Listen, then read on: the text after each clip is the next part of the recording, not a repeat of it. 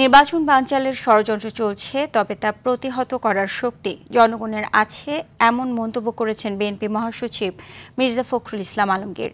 জাতীয়তাবাদী সমমনা জোট শীর্ষক সংগঠন ডেমোক্রেটিক লীগের সাধারণ সম্পাদক সাইফুদ্দিন মনির দ্বিতীয় মৃত্যুবার্ষিকী উপলক্ষে এক স্মরণ সভায় এমন মন্তব্য করেন তিনি।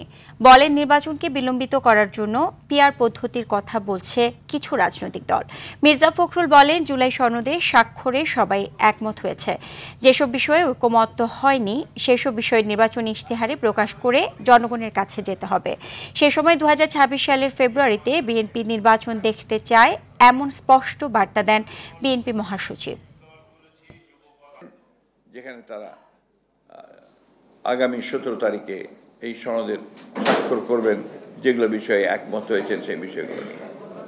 আর যে বিষয়গুলো একমত হওয়া যায়নি সেগুলো নিয়ে রাজনৈতিক দলগুলো জনগণের সামনে তারা নির্বাচনের সময় ম্যানিফেস্টো আকারে যাবেন এবং জনগণের কাছ থেকে সেটার যে তাদের মতামত, ম্যান্ডেট, সেটা আদায় করার চেষ্টা করবেন।